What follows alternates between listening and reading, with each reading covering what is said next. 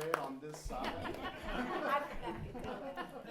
So I apologize for that. That's okay. All right, we are going to get started now. We're going to pick up the pace a little bit, and we will go back to this end, and I'm just going to randomly draw a question here, and let's see what we You got. have 2 minutes.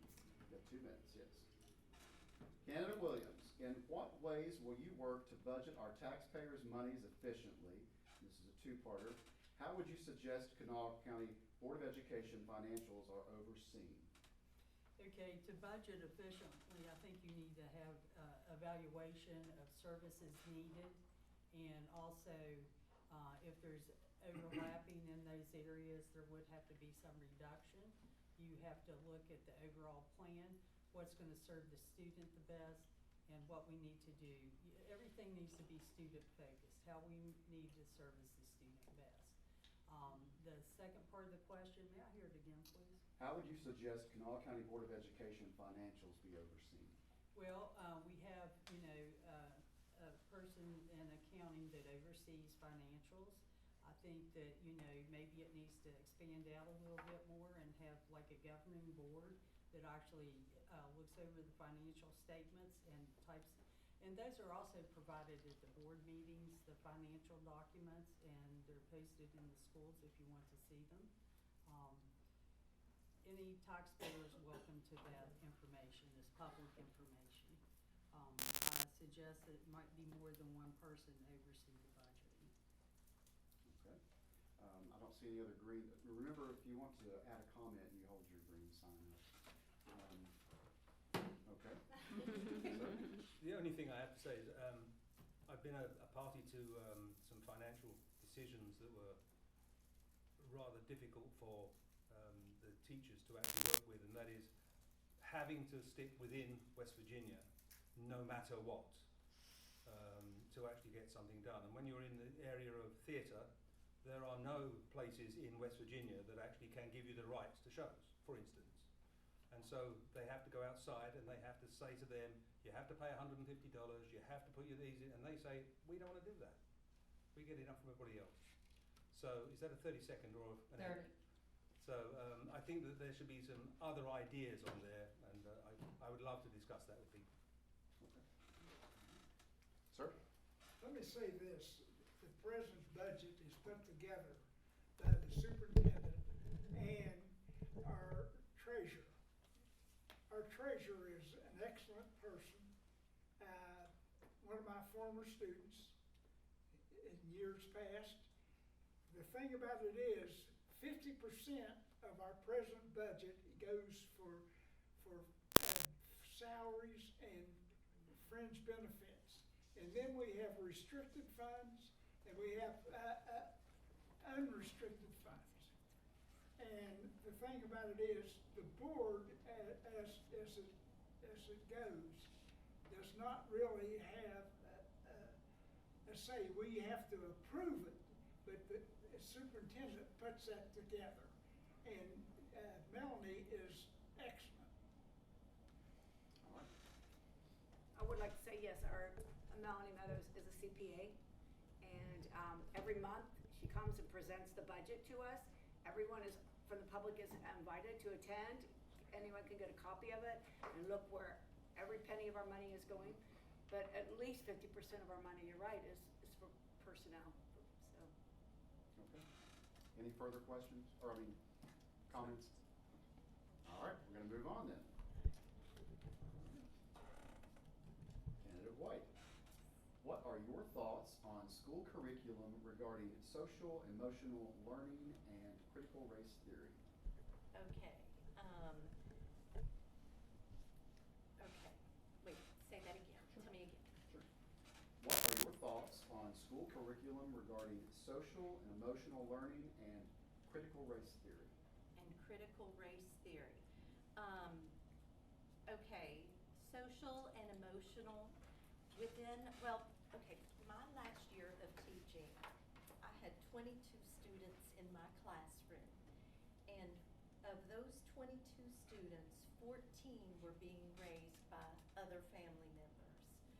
So we really need to strengthen our social and our emotional, to have a well-balanced child. I know everyone wants higher test scores,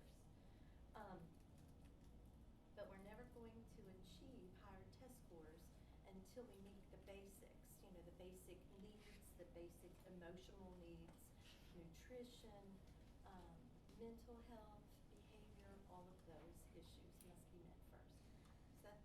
What was the rest of the question? Critical race theory. Critical race theory. Well, we need to teach critical race theory because we never want to repeat history. We never, gosh, I don't, hold on.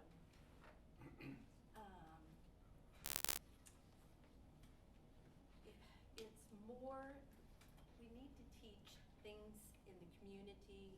We need to teach more than just voting. We need to teach students that they have a voice. We need to teach debating skills, which we do in civics, in civic education. All right. So, and that's my, I had a pad, I did not see that. Okay. Yeah. All right. Any other comments? I see a green. All right, sir.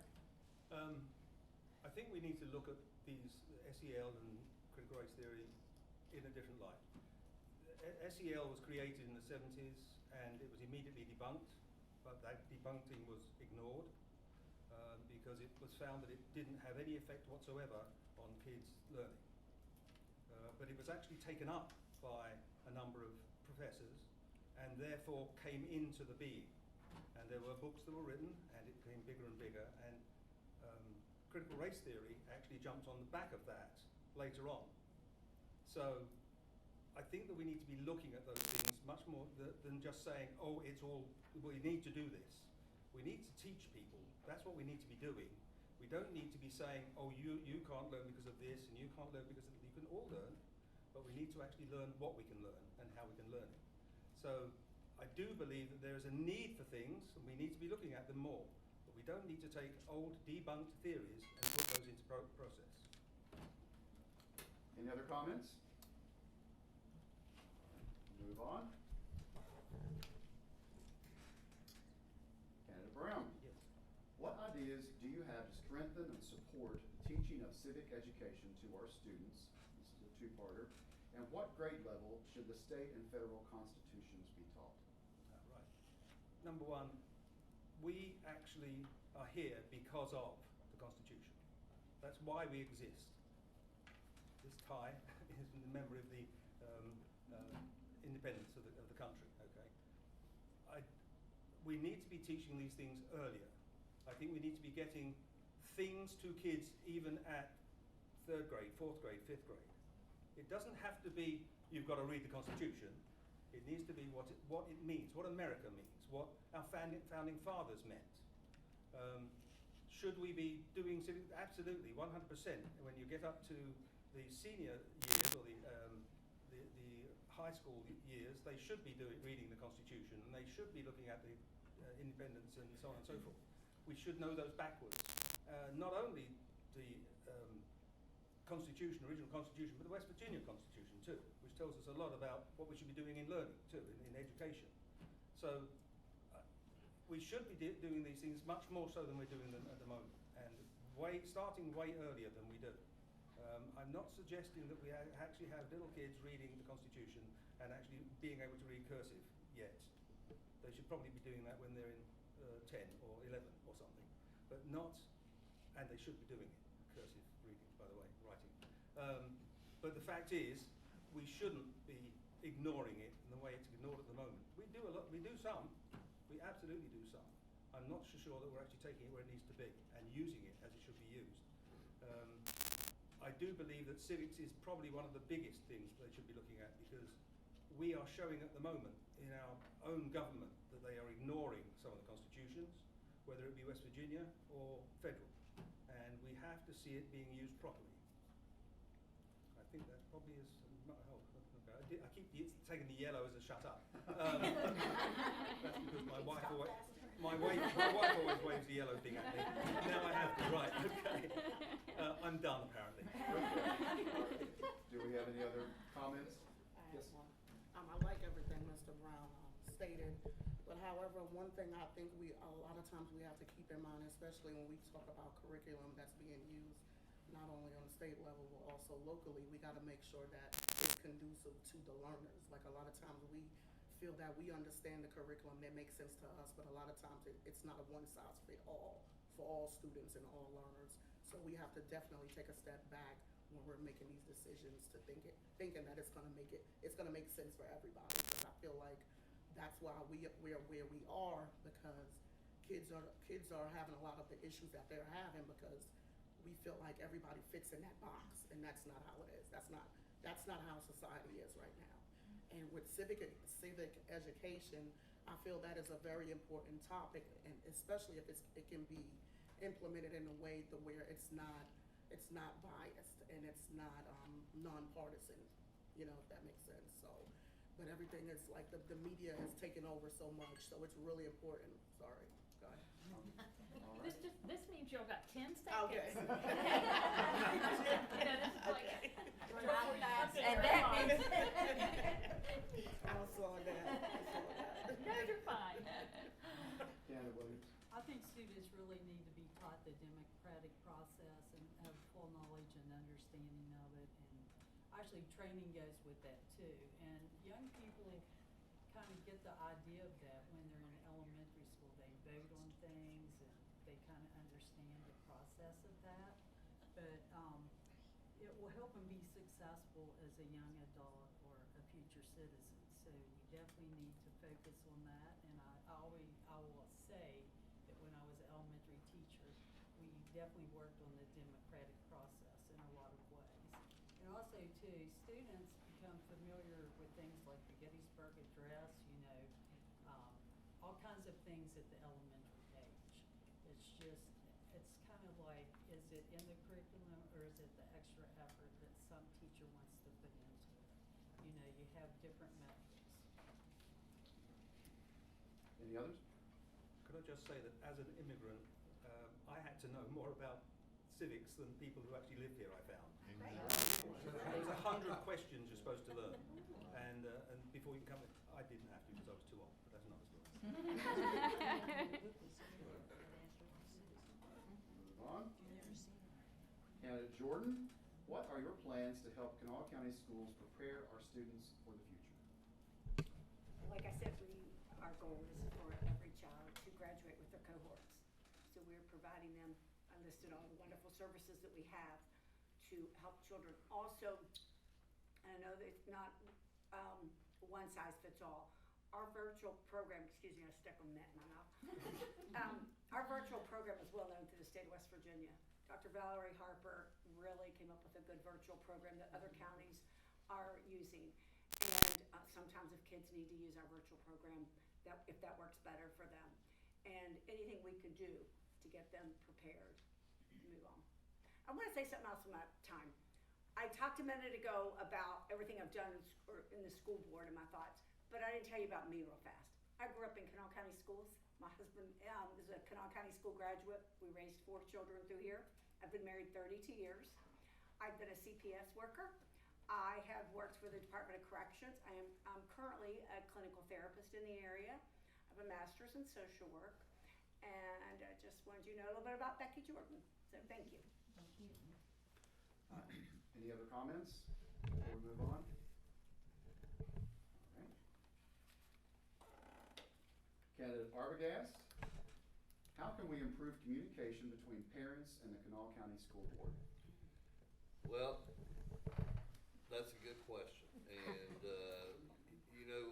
we were, for a long time during my principal days, we were doing call-outs, and then come to find out that people weren't listening to it because the phone was ringing every second. So I think using our platform that we have as far as our central office webpage and website is it's actually a good tool. I don't know if you guys got on there and looked at that, but there is a lot of good information on there.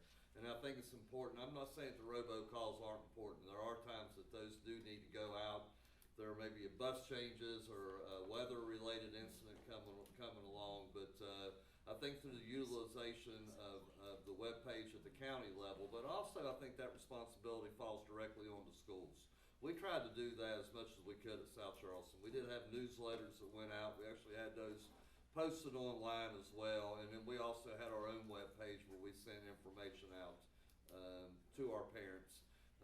I know a lot of times, because I have sons, and they didn't bring that information home to me. I'll tell you something else that we did during my time at South Charleston was we streamed our morning announcements. Black Eagle News, we called it, and it was our kids talking about everything that was going on within our buildings, and it was archived, so they could go to our school webpage, and a parent could be sitting at work, they could pull up on the computer and see exactly what was going on in our school that day or that week, and if they couldn't watch it at that time, it was archived, they could go back later in the day and take a look at it. So I guess through the utilization of technology, to answer your question, is the best way to keep parents informed.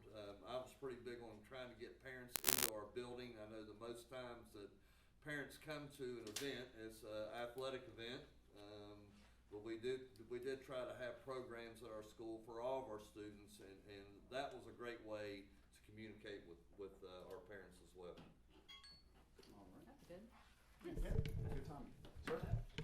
While I was here earlier, one of the ladies mentioned to me that if the board would possibly change the starting time of the meetings, instead of 4 and 5 o'clock, start them all at maybe 6, 6:30, maybe 7. I don't have a problem with that. I think that's not a bad idea, because there's just a lot of parents at 4 o'clock or 5 o'clock do not have an opportunity to come to the board meetings. And I think that's something that we probably should look at. Yes. I think you had yours up first. I would like to say Kanawha County Schools does send out texts, because oftentimes we don't have numbers, we don't answer our phones because we get so many. They send out texts to any updates. They have Schoology that informs parents what's going on in the schools, and of course newsletters and everything that, like Mr. Arbogast brought up. And to get parents involved, we have so many parents that didn't have a good experience with their school years, and we try to really work with those parents to show them we want them in the schools with their child, because it's important that the parents are involved. And like Mr. Arbogast said, sadly, they show up on a Friday night at Lately Field or wherever the things are, and we get a handful for our LSIC meetings. And we've tried over the years. It's just hard. And like I said, this is an area where we have so many grandparents raising their kids, but we don't give up. We want everybody involved in our schools, and because then we get better success from the kids. They feel their families are involved. Thank you. Candidate White? Yes, we also need homework nights, because a lot of students, of course, don't know how to do the homework if the teachers assign homework. And we also need homework nights for the grandparents, because things are so different from whenever the grandparents were in school than, whenever the students have homework now. So we need more family evenings, and more events like that, not just sports. I mean, I love sports, but we need other school-based events as well. And also more volunteers too. Let parents volunteer. Make sure that they have background checks and things like that, and have the proper training. But ask for more volunteers. And I know it's hard at a high school level. It's a lot easier at an elementary level. I'm used to that. But those are just some things that can be done. All right. Drive faster. Candidate Cordon? Speak faster. One thing I was gonna add is that I heard a lot of all the responses that was made was more from a parent approach, but I feel like we need to see the board more in the community. I'm almost willing to bet a lot of parents don't even know the names of the people that sit on the board. So we need to make ourselves visible in the community so the people can see who's representing the county. So I feel like that'll make a huge impact in parent engagement and parent involvement for sure. Candidate Williams? Yes, I also believe in, being out there, be seen and whatever. And I was also the principal at South Charleston High School after Mr. Arbogast. And, I hardly missed an event, whether I was assigned to it or not, whether it was a musical, whether it was, a sporting event or what have you, because everybody's child is the meat on their plate. They're important. And also too, a lot of times I would pick up the phone and just make a direct phone call to someone and just say, I saw your young lady or young man out in the hall, they were having a good day. All my phone calls were not bad phone calls. You know, usually if the principal's calling, it's something bad. And the parents would always go, oh my God, Miss Williams, I was so scared. And when you call, that builds that relationship. So if something bad happens, then it's okay. We'll work through it. But relationships are the key, whether it's face-to-face, telephone call, or, hey, come to a school dinner, it's free, what have you. Did I see another? Yes, you did. I think the question was about how the board can be seen on the schools. I think the schools do a magnificent job, that the principals of the schools have done wonderful jobs in keeping in contact. The board, on the other hand, when you go to a board meeting, you hardly ever see the board meeting. What you see is some people go and they say their 3 minutes and they sit down and thank you, goodbye. 3 minutes, sit down, thank you, goodbye. They never hear anything from the board again. I've seen that happen several times. What I would like to see is the board meeting itself. There's absolutely no reason at all why I, as a taxpayer, shouldn't see what they're doing with my money and how they're discussing how to spend it. And I think that the actual meetings themselves should be public. Whether it's public and they sit outside the board with a camera going, I don't know. I don't actually like that because that puts that barrier between you. Yes, should they be able to speak? They're not allowed to speak, I don't believe, in the board meetings, and that would be fine. But the fact is they need to be watching what's going on so they can feel that they have something to say. Yes. All of our meetings are open unless it's an executive session, which is a personnel matter possibly. Also, our treasurer is at every the meeting that we have on the third Thursday of every month. Our treasurer is there. That's where the financial reports are there for anyone, for the public. And when a delegation comes to speak, they are given 3 minutes. And I know they don't understand why we don't respond. And our president now explains to them before they speak why we don't. Because they're not on the agenda. We're not allowed to discuss anything that's not on the agenda. We have to follow Robert's Rules of Order. Sometimes we will say, Dr. Potter, take care of this, or call that person tomorrow, or put it on the next agenda and let us talk about that. So we address it later. We are not allowed to address it then when a delegation comes. But we do listen to everybody that comes and just don't know. We can't go in conversation at that point. Having been to several board meetings, I have never yet seen one of the executive meetings, them do things without executive meetings. So there must be an awful lot of personnel problems. And why shouldn't the people who are going see them talk about the personnel problems? Why should we not know what the personnel problems are? We are the people. The people are supposed to know what's going on. And if you think that the personnel problems is not something they can see, well, that's something that needs to be voted on by the people. Because the people are the ones that need to know. And the other thing is, I know several people who have been there who have never been contacted ever again. So I understand what you think happens, but unfortunately, I'm seeing from my point of view, or the people's point of view, what is not happening. All right. Do we have any other comments on this